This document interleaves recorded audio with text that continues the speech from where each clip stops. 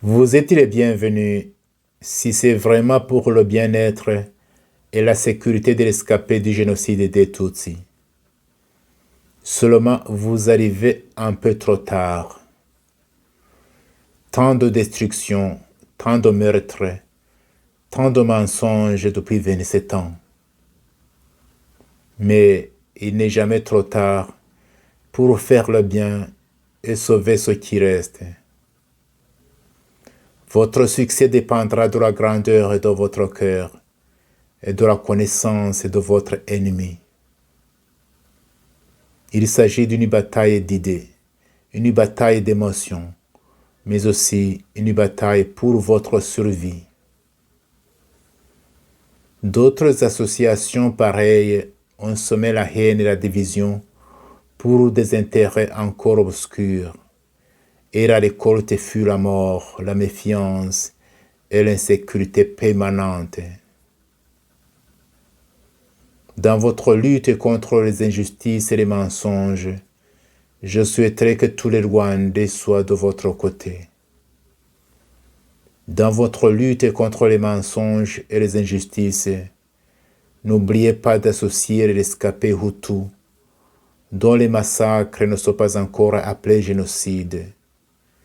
Comme ça, vous aurez plus de force pour résister aux ennemis visibles et invisibles.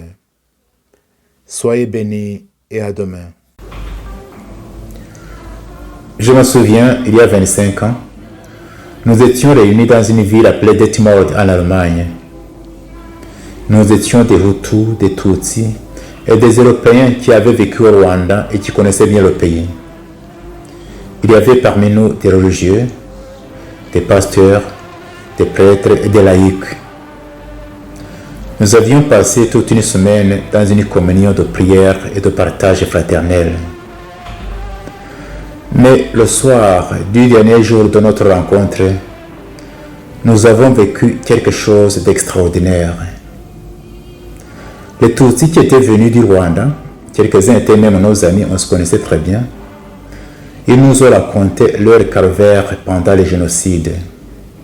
Mais ils disaient tout cela dans un ton fraternel, sans haine ni rancune. Lorsqu'ils nous racontaient le mal qui a été fait à eux et à leur famille, les Hutus qui étaient là furent pris de pitié et de compassion. Les uns commencèrent à pleurer, d'autres s'agenouillèrent en disant ceci: « Vous les Tutsis ici présents, nous vous demandons franchement pardon pour ce mal extrême que les nôtres vous ont fait. »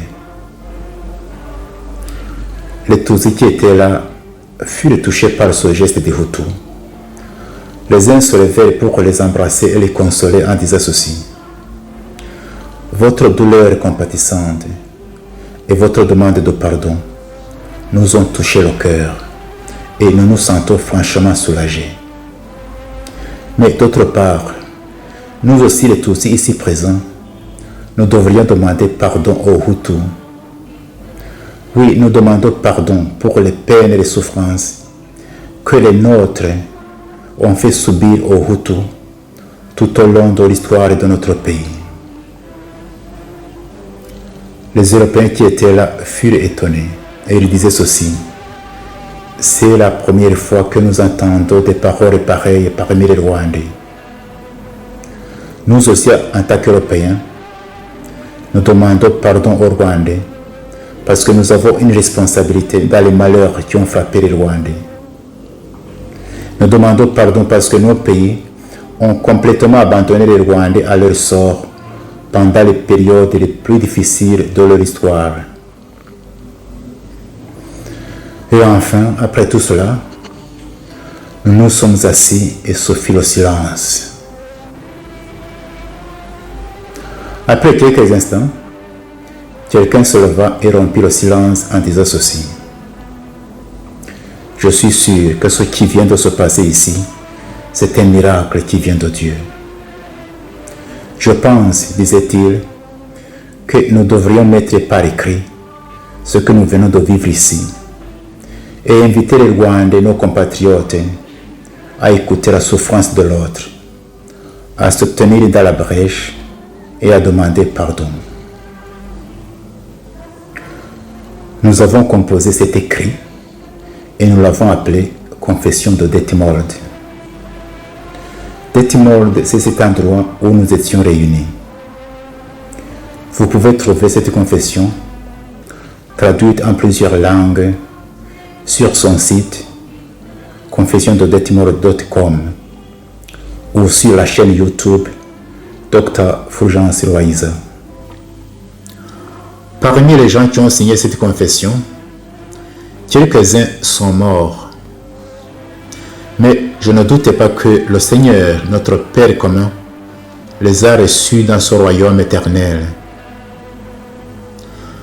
À sa publication, c'est-à-dire à la fin de l'année 1996, cette confession a été différemment accueillie et appréciée.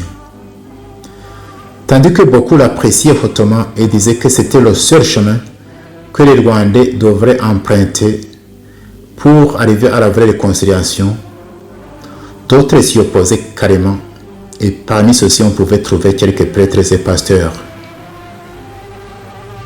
J'ai même entendu qu'à la radio Rwanda, à ce moment-là, on aurait diffusé la confession des Hutus seulement et laissé de côté la confession des Tutsis.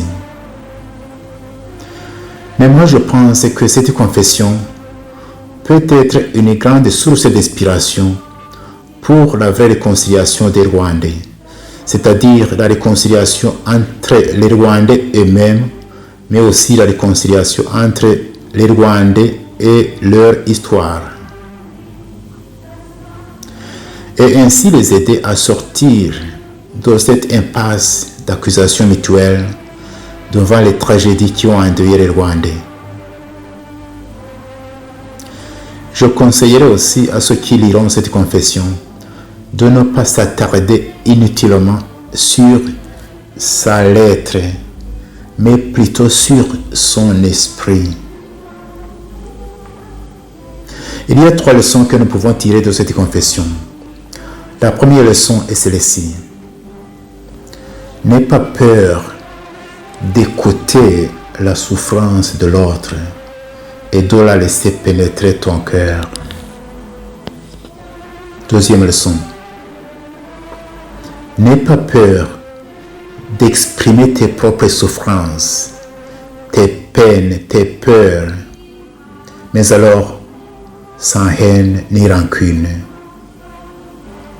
Troisième leçon. N'aie pas peur de demander pardon à ce que tu as fait souffrir. Et si par hasard tu vis avec les victimes dont les bourreaux sont morts, et si d'autre part tu as des liens quelconques, réels ou perçus, proches ou lointains, avec ces bourreaux, n'aie pas peur de te tenir dans la brèche et de demander pardon.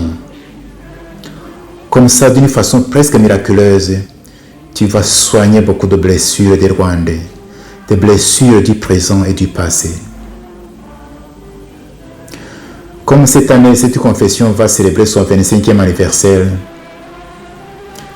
je viendrai chaque jour tout au long de cette année sur cette chaîne pour voir voies et moyens de bâtir un Rwanda où il fait beau de vivre pour tous les enfants du Rwanda.